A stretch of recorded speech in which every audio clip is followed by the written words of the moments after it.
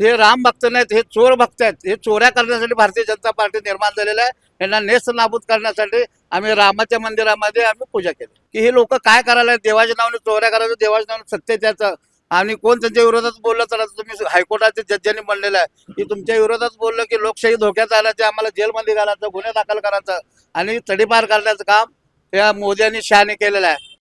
अयोध्येतील राम मंदिरामध्ये जे आहे मोठा आर्थिक घोटाळा झाल्यानंतर जे आहे देशभरात जे आहे संतापाची लाट उसळलेली आहे.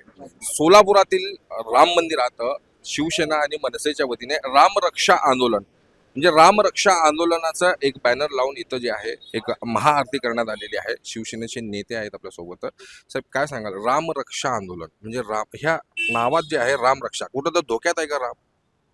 प्रभू रामाचं मंदिर जे अयोध्येमध्ये आहे, उद्धव साहेबांनी जे आंदोलन पुकारलं देशभर, राम रक्षा म्हणजे रामाचं रक्षण परत एकदा करायची पाळी आलेली आहे. ज्या रामाचं मंदिर आपण बाबरी मस्जिद पाडून राम मंदिर बांधलं, देशभरातून जगातून देणग्या आल्या, देणग्या हडप करण्याचं काम हे भारतीय जनता पार्टीने केलेलं आहे. आत्ताची मगाशी भैया म्हणल्याप्रमाणे ही जो लोक नेमलेले चंपतराय असू द्या, मी मगाशी म्हणलं मुन्ना यादव, शुक्ला, असे अनेक लोक आहेत. हे लोक चोऱ्या करून प्रत्येकाने प्रॉपर्टी तयार केल्यात. गुजरात्यांनी अयोध्येमध्ये जाऊन 1000 एकर जमिनी घेतलेल्या आहेत. आपचे खासदारांनी सगळं उघडं पडलेलं आहे. पण देशातले त्यांचे अंधभक्त आहेत, अंधभक्त, त्यांना अजून कळेना की हे लोक काय करायला देवाच्या नावाने चोऱ्या करायचं, देवाच्या नावाने सत्य त्याचं.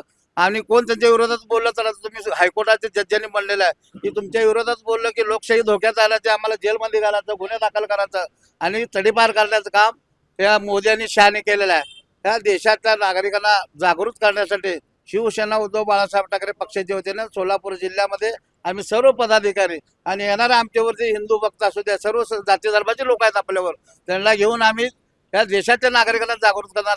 हे राम भक्त नाहीत, हे चोर भक्त आहेत. हे चोऱ्या करण्यासाठी भारतीय जनता पार्टी निर्माण झालेला आहे. यांना नेस्त नाबूद करण्यासाठी आम्ही रामाच्या मंदिरामध्ये आम्ही पूजा केली. तुम्ही ज्यावेळेस श्रीराम जन्मभूमीचं ज्यावेळेस म्हणजे आंदोलन सुरू होतं 1989ला, 90ला, 91ला, त्यावेळेस तुमची काय भूमिका होती? म्हणजे त्यावेळेस तुम्ही काय काय केलं होतं? ज्यावेळेस शिवसेना प्रमुखाने आवाज दिला होता गर्व शिकाम हिंदू आहे, त्यावेळेस मध्ये देशातील 18 पगड समाज एक झाला. खरं हिंदू समाज, हिंदू धर्म तेव्हा एकवटला. त्या भारतीय जनता पार्टीचा काही संबंध होता.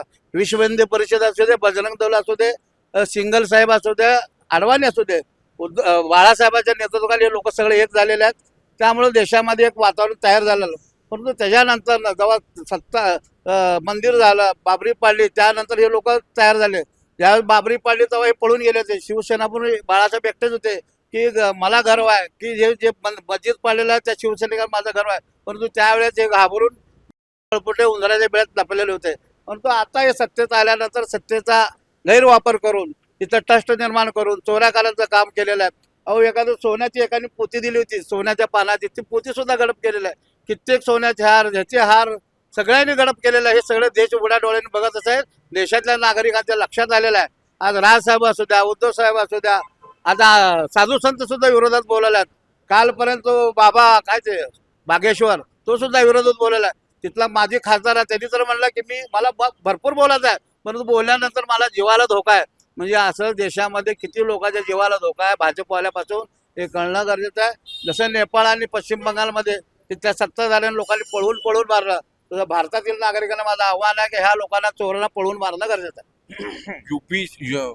श्रीरामाचं मंदिर जे आहे उत्तर प्रदेशमध्ये आहे आणि उत्तर प्रदेशमध्ये भारतीय जनता पार्टीचे सरकार आहे. गुन्हा दाखल होण्यामध्ये खूप वेळ झालेला आहे. अनेक दिवसापासून हे प्रकरण समोर येत असताना देखील गुन्हा दाखल होत नव्हता. तर आत्ता कदाच एक SIT स्थापन केलेली आहे आणि ते चौकशी सुरू आहे.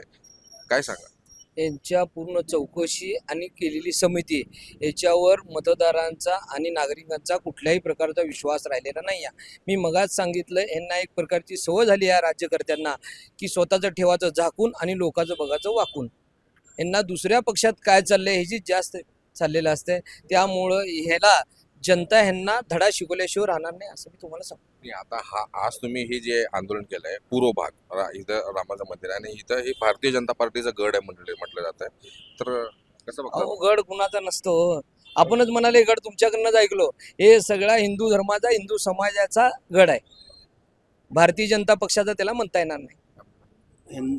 भारतीय जनता पार्टीचं गडबीड काय नाही. इथं आमचे शिवसेना पाटील निवडून आले होते. एक सामान्य बाळासाहेबांनी ज्याला उमेदवार दिले होते, शिवशरण पाटील एक साधा कामगार माणूस होता, बांधकाम कामगारवर काम करणारा कामगार, त्याला साहेबांनी उमेदवार दिले. शिवशरण पाटील निवडून आणलं. त्यामुळे हा गड हा शिवसेनेचा, उद्धव बाळासाहेब ठाकरे पक्षाचा गड आहे. भैया काय सांगाल तुम्ही, हे सगळं आंदोलन जे करायची वेळ का आलेली आहे? राम रक्षा आंदोलन म्हणता तुम्ही, राम धोक्यात आहेत का? राम नक्कीच धोक्यात, कारण करोडो हिंदूंच नाही तर सर्व धर्मियांनी देखील राम मंदिरासाठी सपोर्ट केला होता. मग त्यात हिंदू असतील, मुसलमान असतील, ख्रिश्चन असतील, शीख समाज असेल, या सर्वांनी राम मंदिरासाठी सहकार्य दिलेलं आहे. आणि या सहकार्याचा अवहेलना या भाजपच्या चंपत चोरांनी केलेला आहे. आणि जी कमिटी नेमली ती सगळी मोदी साहेबांनी नेमली. आज देशात मोदीशिवाय पान हलत नाही. राम मंदिराच्या समितीत देखील तसंच आहे. आणि याची चौकशी योगी करणार म्हण. चोर चोर मौसेरे भाई असा प्रकार झालेला आहे तिथं. म्हणजे चोराची चोरी जी झाली आहे ती चोर तपासणार, यात काही निष्पन्न होणार नाही. पण निष्पन्न एक झालंय की ही भाजप ही दलाल पार्टी आहे, चोर पार्टी आहे, जी रामाच्या दानपेटीवर सुद्धा डल्ला मारायला घाबरत नाही. अशा लोकांना नक्कीच खड्यासारखं हिंदू समाजाला तर लक्ष झालंय की हे पक्के चोर आहेत, हे संडासातला डब्बा सुद्धा ठेवणार नाहीत. एवढी वाईट परिस्थिती आहे. त्यामुळं येणाऱ्या निवडणुकीत भारतीय जनता पार्टीला भारतीय जनता नक्कीच जागा दाखवल्याशिवाय राहणार नाही. म्हणजे असं एक घोषणा आहे भारतीय जनता पार्टीची, अयोध्या अभी सिर्फ जाकी है, काशी मथुरा अभी बाकी है, हा, असं त्यांचं म्हणणं आहे. नाही, खरी गोष्ट आहे तुम्ही म्हणताय ते, की आता रामाला लुटलंय, उद्या कृष्णाला लुटायचं आहे, परवा अजून कुणाला लुटायचं आहे. हा लुटायचा यांचा धंदा आहे. आपण पाहतोय की जेव्हापासून नरेंद्र मोदी आले तेव्हापासून फक्त फोडाफोडी एवढाच धंदा यांचा सुरू आहे.